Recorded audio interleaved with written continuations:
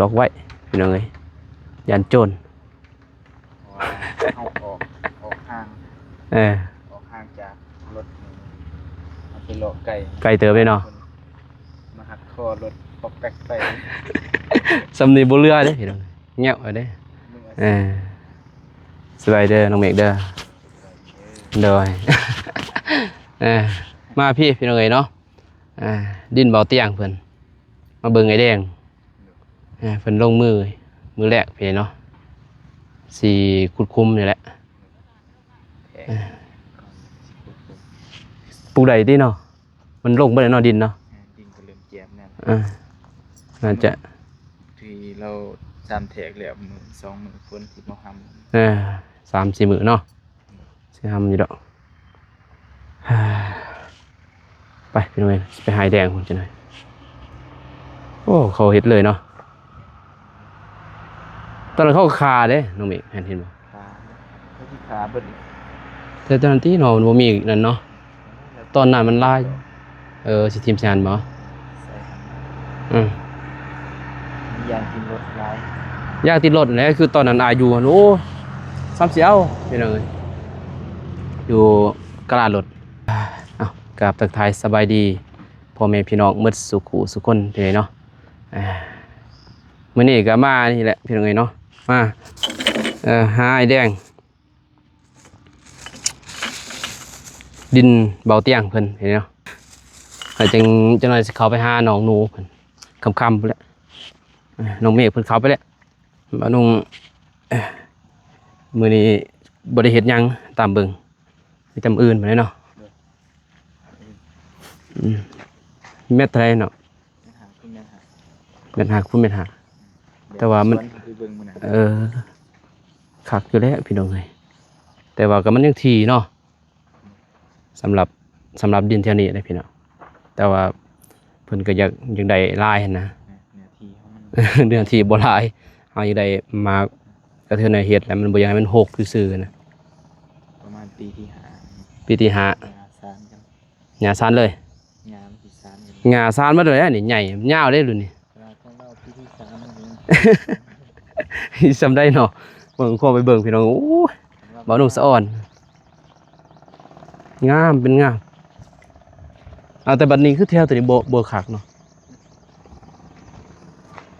บัดแถวทางหน้ามันสิเป็นแบบนี้เนาะ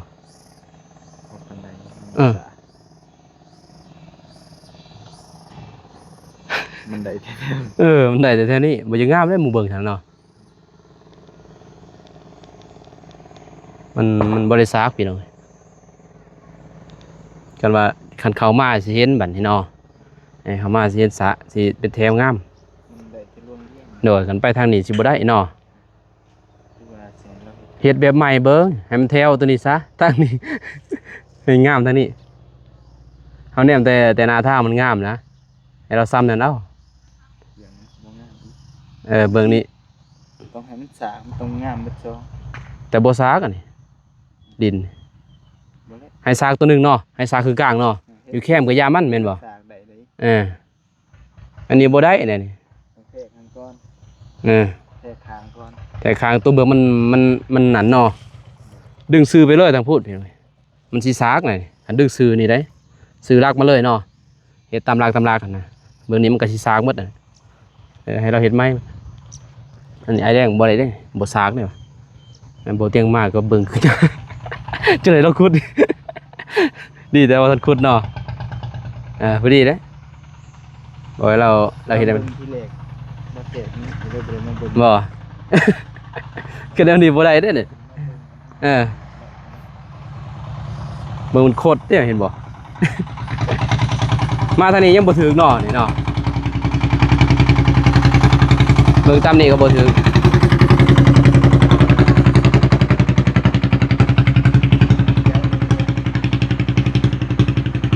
ใส่แถวหนึ่งก่อนเฮ็ดแถวหนึ่งก่อนนะตัดไปเลยให้ซื้อไปเลยนี่เห็นบ่ละอย่างมันสิบ่ซื้อเห็นบ่มันสิงดเงียหั่นอันนี้มันเส้นทางซื้อบ่เป็นหยังเส้นทางบ่มีแต่เฮาเอาหลักอันนี้ให้มันซื้อก่อนทางนี้ซื้อเลยเนาะแล้วก็แทกลงไปจังซั่นเลยทางนั้นอีกเส้นนึงมันทีมันห่างกับยามันตัวบนมันมุมหั่นเนาะ มันทีสำเร็จหนึ่งก็ได้ ไม่อยากเนาะมันก็ดึงจากอันนี้กลายไปมันก็ซักขึ้น อ่า ว่าแต่ให้มันได้ขึ้นก่อน ให้มันได้แถวนี่ก่อนนะแถวนี่ซากแถวนี่ซากพี่น้อยเนาะซากหมดสี่แถวหมดคือละมุมเนาะนี่มุมบ่ซากนี่ยังตีนเห็นบ่มันสิมองนี่ก็เจอได้พุ่นมองนี่เจอได้พุ่นมองนี่ก็เจอมานี่นี่ มันสิสวยไปหันแม่นบ่ มันได้แถว แถวนี้ได้อยู่แต่มันบ่งามมันต้องได้หมด2แถว พออยากได้แถวลงหวย อ่า แถวมันต้องลงหวยเพื่อเอาขึ้นลง เก็บมันสะดวกสบายแต่ก็ลองเบิ่งเราเฮ็ดได้บ่เนาะก็เฮ็ดได้ให้เราเฮ็ดบ่ได้ก็เอาแถวนี้ลงหวยเลยเวลาเก็บมันก็ลงไปเลยเนาะอ๋อแต่บ่น้องบ่ทันมาแต่มือยังเนาะมือบ่เตียงกลับพี่น้องบ่น้องบ่ได้มาเลยอ๋อไทยคากะลีนี่เนาะเราเฮ็ดเมื่อเท่าใดนี่ ก็ประมาณ26,000 26,000ว้าหนักอีหลีเด้แล้วดุดไปพุ่นเมิดแม่นบ่โอ้ทมเลยสระตัวนี้ค่ะพี่น้องเอ้ยเรียบงามดินนี่งามพอดุดอยู่แต่ว่ามันก็ดินเก่านะคือว่ามอนนั้นมานั่นเนาะสลับกันเลยนะ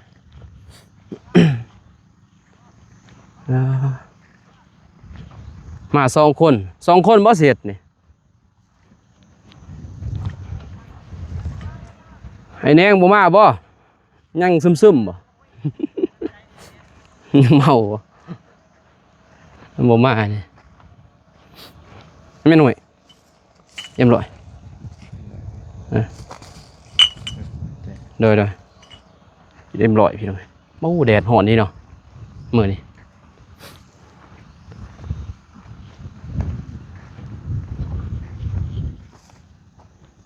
เนาะยังเก็บใหม่เนาะเก็บลายเติบได้นี่ปุ๊เราเก็บแต่เสาบ่กินข้าวแล้วเราก็เก็บเลยบ่ วางแรงนี่ โอ้ไว้เติบได้นี่ ตัวนี้ก็เก็บไปเนาะมัดได้ตัวนี้โอ้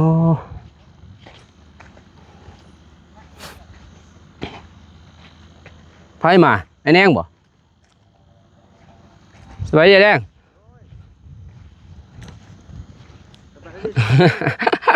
ไผมาโอ้คนโสด แม่นคนโสด ผู้บ่าวเด้พี่น้องเอ้ยผู้บ่าวโสดๆเด้บ่ทันได้เมียจักเทื่อแล้วบ่เอาไอ้เด้ ขอบใจหลาย เด้อ ก็เรามา4-5 คน ๆเขาพวกอ้ายเจ้าข้าเวียก ไอ้แนงบ่ แม่น มา2 คน ออกมาสวน เออ ของตัวเองอีกเพิ่นก็ มีแต่2 คนบ่เสร็จนี่ แม่น โอ้2 คนระดับทิศหนึงเนาะ บางทีก็อาจจะกลัว ถึงเก็บหยังเนาะเก็บแล้วก่อนมื้อนี้เก็บนั่น แม่นเอิ้นจูด จูดเก็บหยัง ทิ่มเอาละไม้ให้เรา ป้าบนนี้เนาะพี่น้องเอ้ยสระได้นี่พูดยาวเราดุดทมมัด แปนมัด ยังก็ต่อตอนนั้นนะปะมันเน่ามันบริดุดเนาะตัดบ่ตัดกระจูดเนาะ บ่มีจัก Ừ. อ้ายก็ตาย ตายแล้ว แม่ไปบ่ได้ เออ อันนี้ซื้อมาแล้ว อยากเห็นเนาะโอ้พวกนั้นก็เฮ็ดเนาะละขัวหมดเบื้องนั้นก็สูงลิบเบื้องนั้น คนเที่ยว อืมเขาเสียดหยังปลูกกาแฟบ่หรือเสียดเฮือนบ่หรือก็ปลูก คนที่เรียนก็ดี อ่า มีคนอยู่แถวนี้ เขาเห็นแหน่เนาะเพราะได้มันเขาย่านแน่ เขาย่าน อืม บ่แม่นดอกกันเฮ็ดเพื่อนต้องจงทางรถเขา นิดหน่อยเนาะแม่นปลูกกาแฟ เราสิปลูกกาแฟไหมนี่พอเราตัดทีมตรงนั้นเราก็ดุดทีมเราสิใส่กาแฟ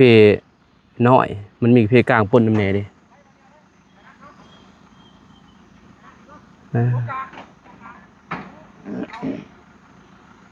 เขาเดียวเนาะเวียดเฮ็ด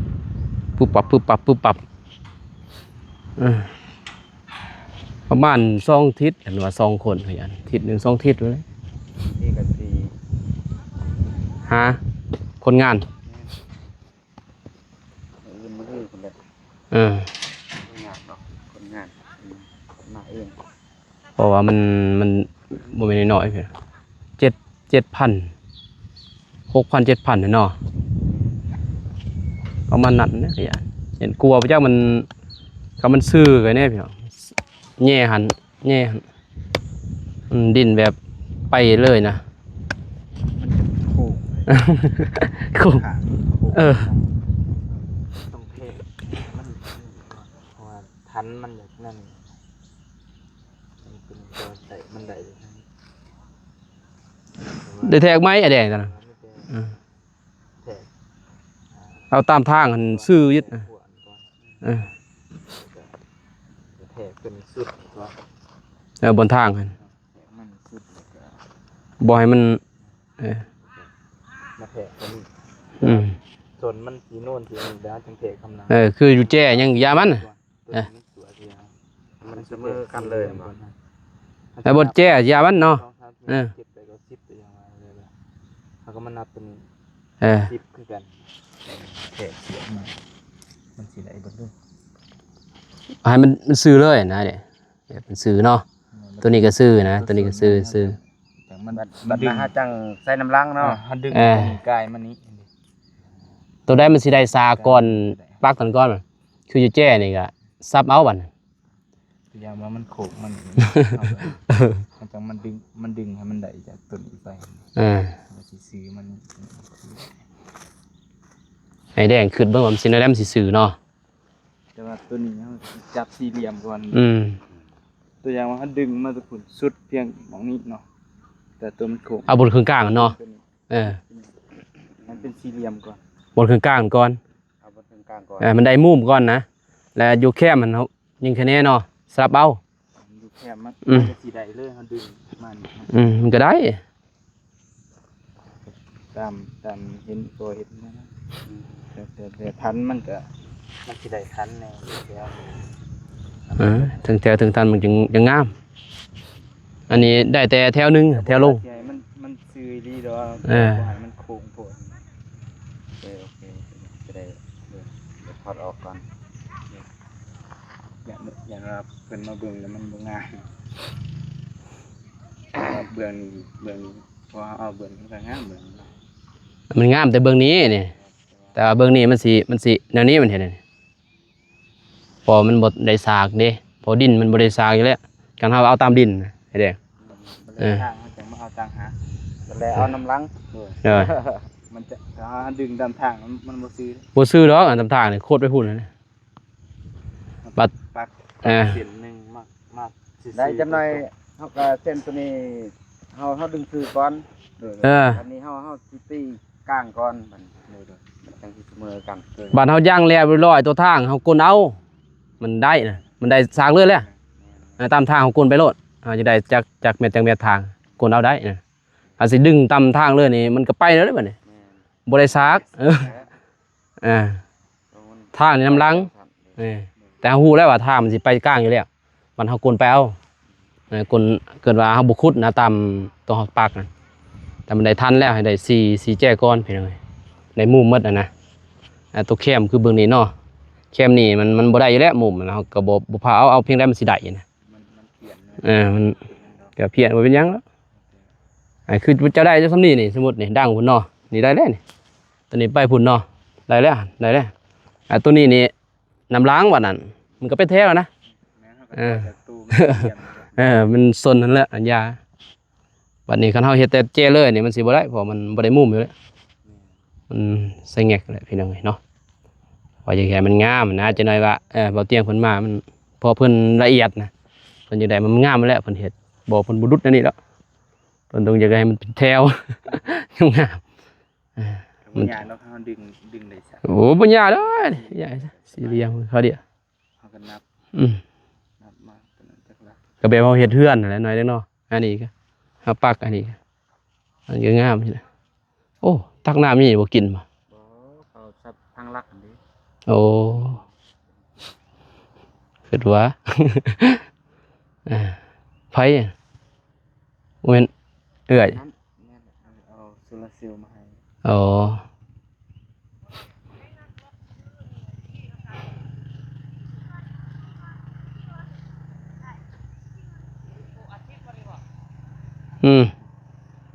มันคลิปบ่ เอองามอยู่ดอกดินนี่พี่น้องเอ้ยฝนตกก็พอดีงามเนาะเจือนลงบ่ได้เด้ตัวเขาไทยเขาหยัง คะแนน อืมตัวนี้ไปจูดเลยอยู่นี่เนาะ บ่ใหม่เด้อ บ่ไหวบ่เช็ดจะได้เดีเนาะ เอาละไม้ก้อนมื้อนี้ อืม จังว่ากัน ไม้มันหมดแลบร้อยแล้วจังว่ามันจึงแทกเอาหน่อยเองเนาะเฮ็ดมันสี่เหลี่ยม หน้าใหม่ติดก็ อย่าแล้วนี่กระเทินเลยแป้วเลยโอ้ใครบ่ได้หลอก บ่ได้ล็อก หลอกแล้ว หลอก หยานดิ ใกล้สำนีก็เล่นบ่ทันเด้เด้แม่นบ่ แม่น เขาเบิ่งเฮางุมๆอยู่นี่นะเก็บใหม่ บ้านกระปือพี่นะ เด้อ เจ้าของหน้ามันกว้างเด้ คือจังซี่แล้วหมู่เขามาก็เอารถไปว้ายเอาเลยรถข่อยแล้วยืนเว้าเลยจังซี่ อ๋อ เขาก็บ่สนติดไปเลยแล่นนำก็บ่ทัน เดี๋ยวบ่ได้นั่นเด้เพราะว่ามันกระเจพีเขามีเพิ่น อืม สุบปับเขาต่อเขาปุ๊บหันแกรกไปเลยจุ้นโดดเลยแจะตึมโดดนักเลงเขาก็เลยเสือกลัวเนี่ยขันเห็นเขาแง่ๆเลยก็แล่นดูตัวนี้ขี้ขีนพอขีนก็ขีนนั่นแหล้วไล่ ไล่เขาแล้วแหละคือขี้เน่ได้พี่ดอกตัวนี้ดีกว่าเขาสิปะจ้ะยังดีเขานี่แบะบ่ มา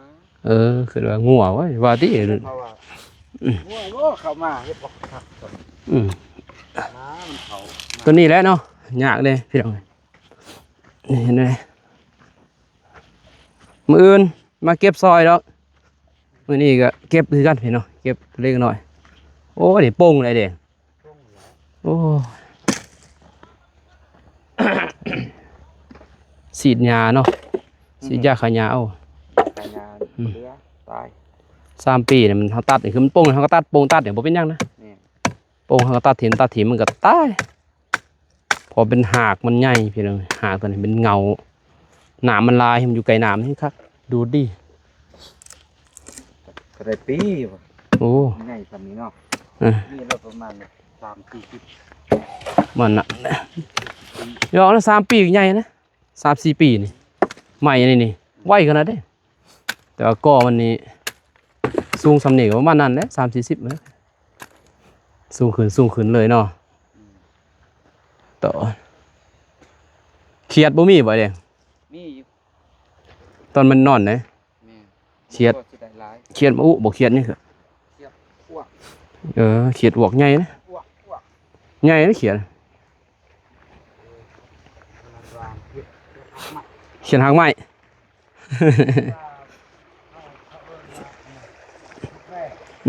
เขียดตัวใหญ่ตัวยาวเนาะ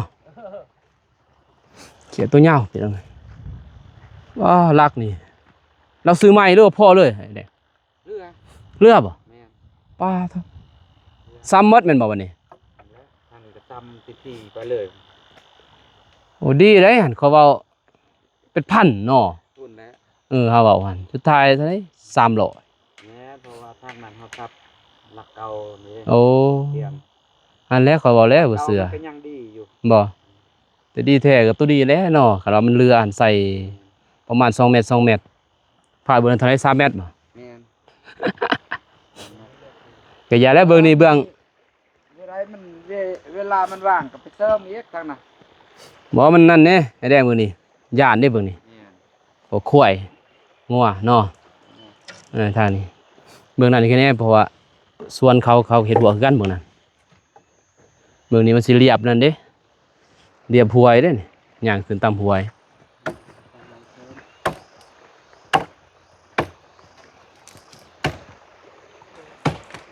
คักก็แล้วเนินหน้าดี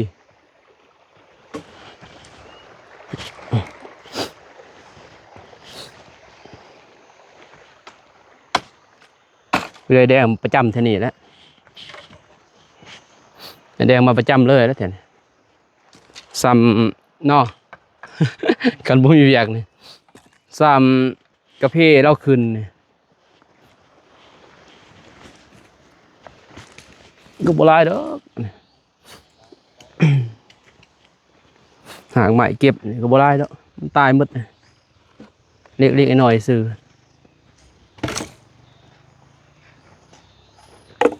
ลายกลางคืนลาย ตอนนั้นก็กล้องใส่ก้อตอนเนาะจูดเลย กันได้แล้ว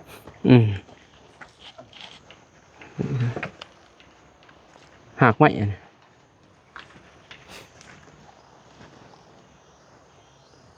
ทรายนี่สิงามเลยพี่น้องเอ้ยตามเบิงนี่บัดสิปลูกนี่ตัวนี้แล้วสิงาม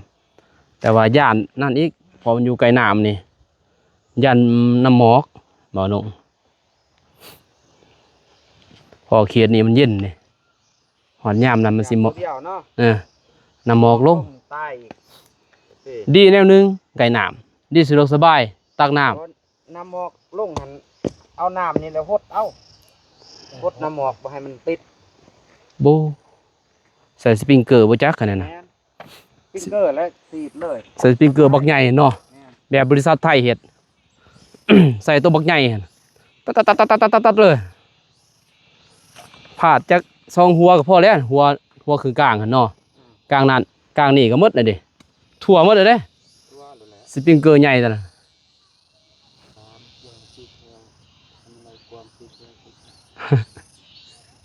ไประดับ 30จัก แม่นบ่30ได้บ่เพราะว่า30เมตร คั่วเด้สาวเด้ของไทย เดือดมันเขาใส่ ตัวน้อยเต้ตัวน่ะ ปิ้ว ตัวใหญ่บ่ แม่นเป็นไงประมาณนั่นแหละประมาณ20ป่ะ ประมาณสาวเนาะยิงแต่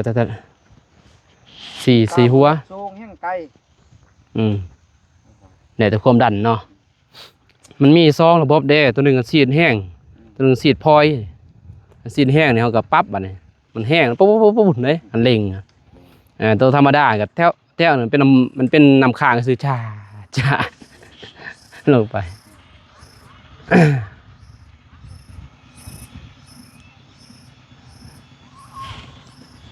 แต่ก็ไหวเติมแล้วเนาะเราสิคนเราปลูกนี่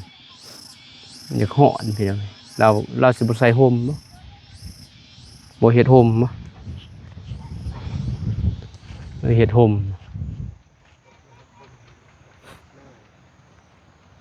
โคตรง่ายเลยนี่ซื้อจักรมาใส่แผงโซลาร์เซลล์เอาโอ้คักบ่ต้องซื้อนั่นใส่น้ำมันเปลืองลงทุนบาทเดียวเลยเนาะ60 ล้านเนาะซื้อแผงโซลาร์เซลล์มาใส่เทื่อเดียวเนี่ยแล้วแล้วเลยมันสิโปมน้ำเลยตลอดตัดเลยบัดนั้นเฮาสากไผ่นั่นเอา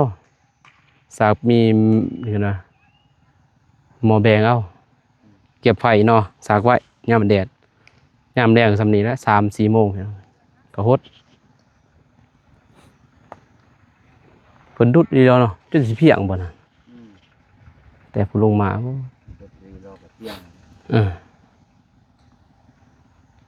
พอหินได้บ่นั่นแล้วก็บ่รุดปานใดอันนี้ดุดนั่นแปลงบ่นั่นเนาะบ่นลุบบ่นั่นนึงครับแต่กันเบาโน่งเองนี่บ่นดอกเปลี่ยนบ่ได้นั่นดอกมีแต่ไทยซื้อเอาแหละไทยแล้วก็ปลูกเนาะแต่ลาวบ่ติได้ดุดเพียงลิงพุดดุดเพียงลิงบ่ได้ดอกหักใหม่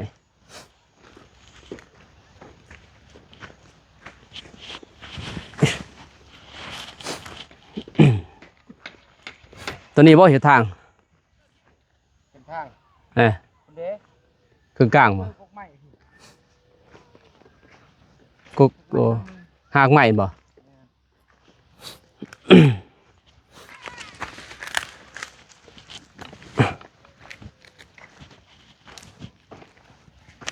บัดนั้นจึงเฮ็ดทางกลเอา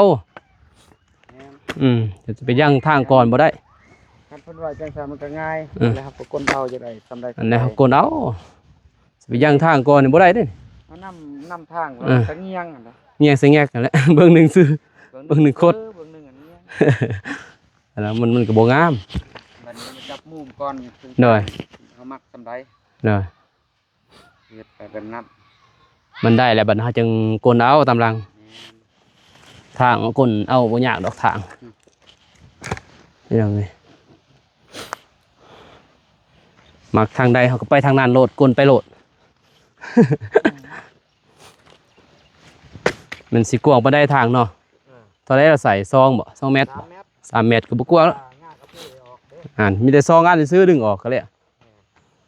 เรื่องละอันงากระเพกอะหัวเม็ดหานี่ยังส้นกันนะเม็ดหา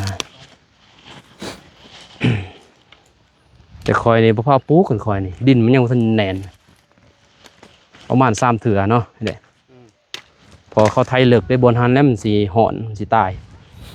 หมดฮะถึงเอาเนี่ยมันในเขาไทยเด้ผมเป็นดินแจบเดี๋ยวปลูกคือเขาปลูกมันนี่เนาะจุดเปื่อยมันยังเปื่อยเลย มันปลูกนี่แหละดีหากกาแฟมันอันนั้นเลย ไหวปะ แม่นแต่ว่ามันลงมันแตกหักไว้ มันบ่คือดินแกน ดินแกนยากเนาะ แม่นเบิ่งว่าประมาณเดือนหนึงนี่เคี้ยวโลด เขามันบ่หอนเนาะทางนี้บ่หอนอะเบิ่งเด้อโอ้ซุ่มเลยนี่ ว่าฮ้อน นี่ซุ่มเลยได้เลย แม่น พี่น้องเอ้ยโอ้ปลูกได้แล้วนี่บ่ได้หอนนึงดิซุ่มๆอยู่นี่เขียนเฮา ต นี่ กลงมาอีกก็แห้งคักไป เขียนเฮานี่บ่ได้เป็นขี้งัว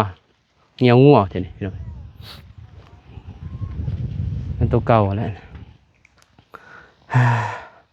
โอเคพี่น้องเอ้ยเนาะมาลงกับสิเก็บซอยได้แล้วก็นี่ก็เข้าไปหาน้องนูเพิ่นก่อนพี่น้องไปถ่าย FC ในเบิ่งอีกพอนพี่น้องเอ้ยเนาะเพราะว่าบ่ลงสิเข้าไปถ่ายของหอเพื่อนเพิ่นเพราะ FC คอมเมนต์มาว่าอยากเบิ่งของหอเพื่อนพี่น้องเอ้ยเนาะ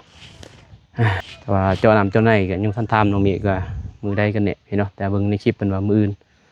สิแม่นแท้บ่ก็รอเบิ่งรอชมไปเนาะเอาคลิปนี้บ่าวนุ่งกาขอขอบใจทางผู้ใหญ่ใจบุญ FC ทุกท่านเนาะที่เข้ามาติดตามรับชมคลิปบ่าวนุ่งแต่ตอนจบคลิปพร้อมเป็นเลยเนาะคอย FC ทุกท่านผู้ใหญ่ใจบุญทุกท่านอยู่ดีมีแฮงหมดสุขสุขคนเนาะเพียงเด้อพบกันในคลิปหน้าคลิปนี้ขอกล่าวคำว่าสบายดีพี่น้องไปบ๊ายบาย